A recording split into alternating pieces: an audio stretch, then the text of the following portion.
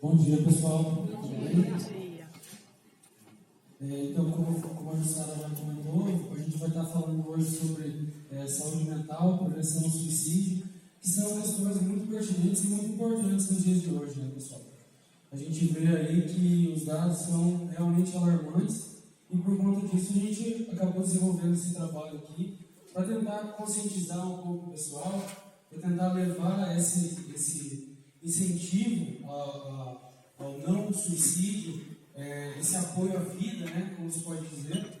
E, então, vamos lá, vou me apresentar aqui. Eu sou psicólogo clínico, me formei em agosto do ano passado na faculdade Unopar, e o meu trabalho de conclusão de curso, ele apresentou um estudo sobre o desenvolvimento de patologias relacionadas à dependência em internet, que também é um assunto muito importante, né, pessoal? Infelizmente, acaba estando relacionado também ao suicídio, porque o uso de celular ele pode levar o indivíduo ao isolamento. E o isolamento pode levar, sim, a uma depressão. E a depressão severa pode ser também um fator aí causador do suicídio, né? Então, eu faço também parte de um projeto social que é o Psicologia a Todos, que é um projeto muito bonito que a gente está realizando aqui na nossa cidade, na nossa região, e é justamente visando, focando nesse tipo de situação, que por ele ser um projeto social, a gente consegue fazer um atendimento um valor, às vezes, mais acessível. Então, muitas vezes, aquele mito de que eu não consigo ir no psicólogo, eu não tenho dinheiro para isso aí acabou, pessoal. Agora não tem mais desculpa, tá? Tem um projeto aí para estar auxiliando nessa parte também. Então, o porquê do Setembro Amarelo? Em 1994, um menino chamado Mike M. acabou ficando conhecido por Mike Mustang, porque ele reformou esse Mustang 68 aqui, e com apenas 17 anos, né? Apesar da pouca idade, ele se empenhou muito e conseguiu reformar esse veículo. Ele era apaixonado por mecânico, ele era um garoto muito presente, muito alegre, muito contente, mas, apesar de tudo, as pessoas que estavam ao redor dele não perceberam todos os sinais que ele estava demonstrando e ele acabou tirando sua própria vida. Ficou sendo então o tema do Setembro Amarelo: se precisar, peça ajuda. Essa frase aí. Essa frase ela foi desenvolvida, ela foi feita pelos amigos, pelos familiares do Mike. Eles, no velório dele, escreveram 500 cartões com a frase escrita: se precisar, peça ajuda. E enrolaram então uma fita amarela. A fita amarela ficou sendo o símbolo também do Setembro Amarelo. Então, esses cartões eles acabaram rodando nos Estados Unidos, e até 2003 ainda existia algumas pessoas que estavam pedindo ajuda dessa maneira, entregando o cartão a uma pessoa que ela confiava. Então, em 2003, a OMS instituiu o dia 10 de setembro como o Dia Mundial de Prevenção ao Suicídio. E acabou, então, se tornando o mês de setembro um mês dedicado à realização de atividades que estão relacionadas à prevenção do suicídio. A dimensão do problema. Aqui estão alguns fatos que muitas vezes não são divulgados, até mesmo pela questão do suicídio por imitação, pessoal, que a gente vai acabar falando mais para frente. Então, esses dados, eles normalmente não são divulgados, mas como a gente está trabalhando aqui com adultos também, eu acredito que não teria problema de estar trazendo isso aqui para vocês. Então, mulheres, elas atentam mais contra a própria vida, mas por conta dos meios que cada um dos sexos acaba utilizando para a realização do ato, as mulheres acabam, apesar de elas cometerem mais, elas acabam sobrevivendo mais. E os homens é o maior fator de suicídio, né? Então, em 2000, 1 milhão de pessoas no mundo se suicidaram, aproximadamente. É um número muito alto, né, pessoal? 12 mil pessoas por ano no Brasil. Então, se a gente for analisar, é quase um bairro da nossa cidade, né? Por ano, que acaba se suicidando por conta, muitas vezes, de não ter o auxílio necessário. A cada 3 segundos uma pessoa atenta contra a própria vida no mundo. O suicídio está entre as maiores 3 causas de morte, com pessoas com idade de 15 a 35 anos. Ele é uma causa de morte maior do que até mesmo o vírus do HIV hoje em dia. Então, cada suicídio, né, pessoal, ele tem um impacto muito grande em outras 6 pessoas da sociedade. 6 pessoas que estão ao redor, que elas vão se sentir comovidas e impactadas por esse suicídio.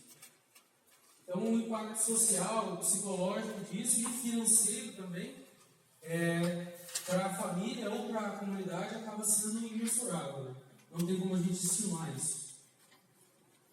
Então, como que surge esse comportamento? Como que pode acontecer isso?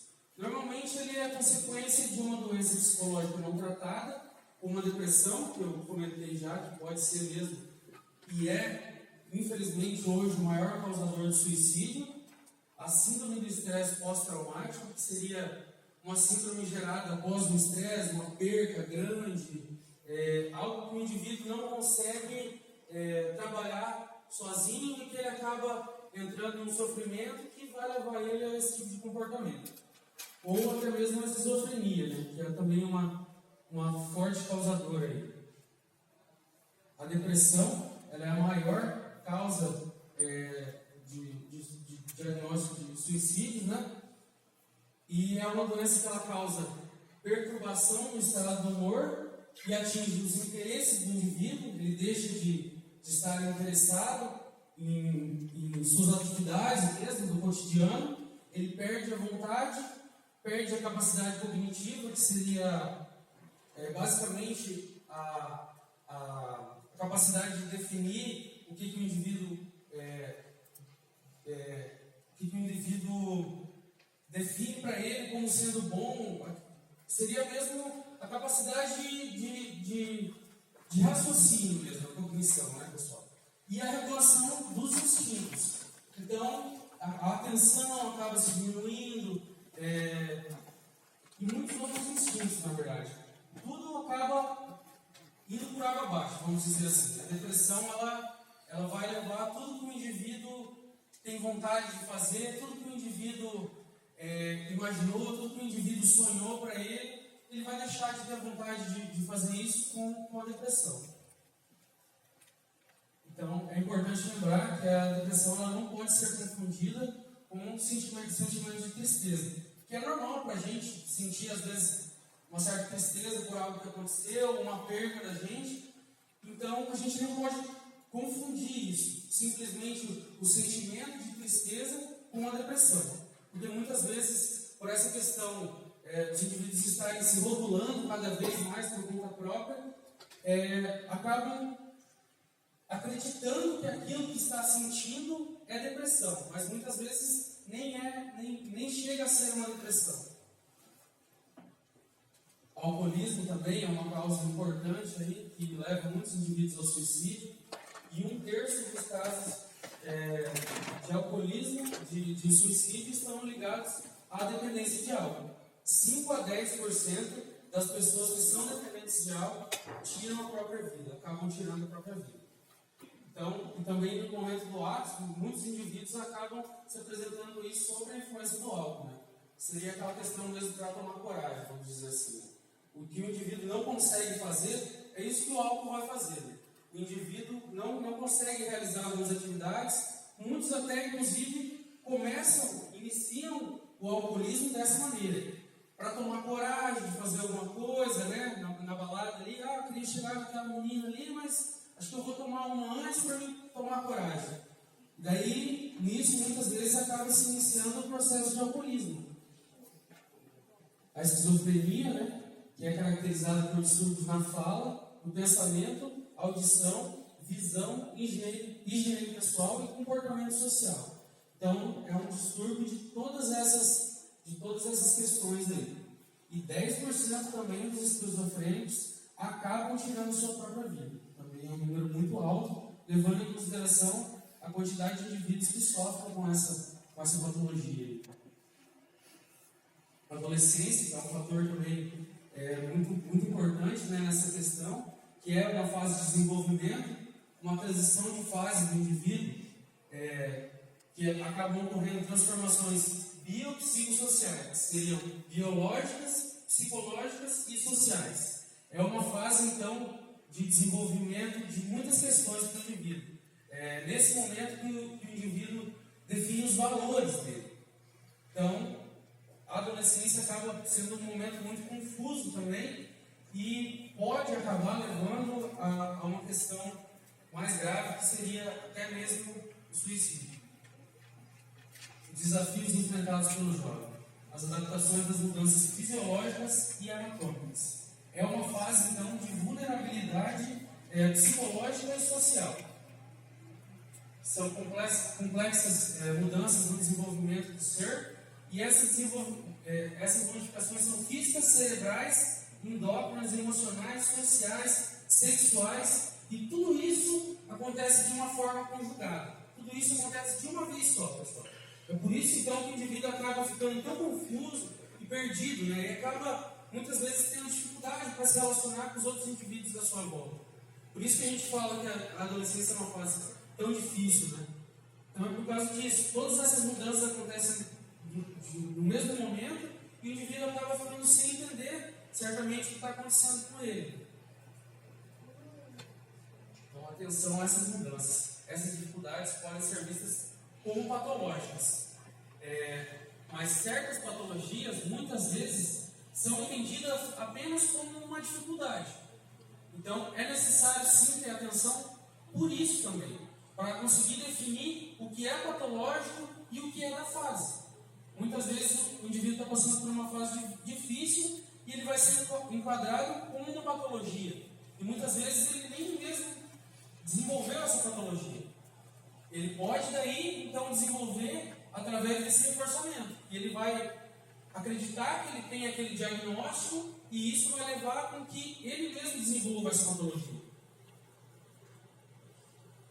Então, é necessário ter atenção redobrada com indivíduos que têm fácil acesso e exposição ao suicídio, que é muitas vezes a questão da área da saúde, né, pessoal? Muitas vezes a gente acaba estando envolvido, né? Muitas vezes, um caso, algo que você teve contato, nesse sentido, que vai impactar também o profissional, né? Então, por isso que falar é sempre a melhor solução, pessoal. O efeito Werther. Esse efeito, ele foi estudado, na verdade, foi um escritor alemão que desenvolveu um livro, um romance, que se chamava O Sofrimento do Jovem Werther. Esse livro ele tem um tom um pouco depressivo, assim. E no final desse livro, o personagem principal acaba se suicidando, acaba tirando sua própria vida. Isso deu início a uma onda de suicídio nos jovens europeus. Isso, acredito, se eu não me engano, foi no ano de 74. E daí começou então a estudar essa questão, né, o suicídio por imitação. E acabou acontecendo também com a divulgação de algumas outras celebridades. No ano de 94 mesmo, foi divulgada a morte do vocalista do Nirvana, Kurt Cobain, e acredita-se até que o suicídio do Mike Emily teve relacionado com isso. Ele gostava bastante, né, do estilo musical e acredita-se que tenha envolvimento nessa questão aí. Então, por isso que não se deve divulgar o suicídio. Como hoje acontece aqui, a gente tem uma plataforma que é uma das mais acessadas aí na nossa região, na questão de jornalismo, né, que é a CGN, e eles acabam muitas vezes levando notícias de suicídio. Muitas vezes isso não vai ter um impacto positivo na sociedade, pessoal. Isso aí vai acabar ocorrendo diversos problemas por causa dessa questão da divulgação. Tá? Então não é interessante divulgar esse tipo de informação. Como que você identifica um indivíduo que ele está propenso a cometer o suicídio? Então, ele é um indivíduo que vai muitas vezes estar mais isolado dos outros, vai deixar de frequentar os lugares que ele continuamente frequentava, como trabalho, muitas vezes, a escola. O indivíduo ele vai começar a dar desculpas para não frequentar os lugares, desinteresse, deixe de gostar daquilo que ele tinha prazer em fazer, a alimentação, o indivíduo começa a comer mais ou reduz a alimentação, acaba tendo uma troca. Então, o indivíduo, se ele come mais, ele passa a comer menos. Se ele come menos, ele passa a comer mais. Gera um distúrbio na alimentação. Mudança de sono também, da mesma forma ocorre. Se o indivíduo tem insônia ou dorme mais, ele troca, ele passa a dormir mais, ou então tem insônia. Agressividade, né? O indivíduo ele se torna bem agressivo. E no caso dos jovens, às vezes a agressividade até mesmo pode se confundir com a depressão. Tristeza excessiva, falta de vontade de estar com outras pessoas, alteração repentina no comportamento, que às vezes pode ser entendido como bipolaridade também, tratar de assuntos pendentes ou fazer um testamento. Então, muitas vezes aquele indivíduo já de mais idade, né, que ele tem muitos assuntos pendentes, ele vai começando aos poucos, juntamente com esses outros, com essas outras questões aqui, ele também. Então, nada disso vai vir sozinho, pessoal. Se acontece de alguma dessas mudanças acontecer, pode ser de uma fase também da pessoa, tá? Não vamos também generalizar todos os casos, né? Mas então, se ele começa a fazer todas essas coisas da lista aqui, ele pode sim estar propenso. Aí, com certeza, ele vai estar propenso a cometer um suicídio. Então, aí sim, é importante a gente ficar com a anteninha ligada, né? O indivíduo ele começa a demonstrar calma ou despreocupação depois de um período de grande tristeza ou depressão e começa a fazer ameaças de suicídio, né? Que é um problema bem sério também, que por isso ocorrer, muitas vezes as pessoas que estão ao redor do indivíduo, elas não acreditam que o indivíduo vai ter potencial naquilo, porque ele sempre ameaça e tal, mas isso é um sinal, pessoal. Isso é o sinal mais importante de que o indivíduo tem a intencionalidade de realizar o ato de suicídio. Então, como agir com uma pessoa que demonstra tudo isso?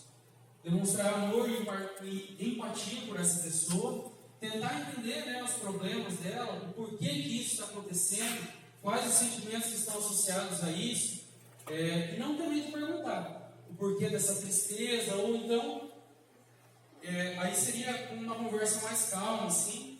Você pode até mesmo perguntar se o indivíduo pensa em realizar o suicídio. Porém, isso tem que ser uma conversa mais tranquila, assim. Não se deve chegar e perguntar de uma vez, que o indivíduo pode entender como uma ameaça, muitas vezes. Uma sugestão. Então, quando perguntar? Quando a pessoa tem o sentimento de estar sendo compreendido. Durante uma conversa, a gente tem a capacidade de perceber quando o indivíduo está mais à vontade falando sobre o que está sendo conversado ou não, né? Então, é nessa hora, quando o indivíduo tem o sentimento de estar sendo compreendido, quando acontece ali uma troca de experiência, né, muitas vezes. Quando a pessoa está confortável falando sobre seus sentimentos, ou então, quando a pessoa está falando sobre sentimentos negativos, de solidão, desamparo e etc. Como perguntar?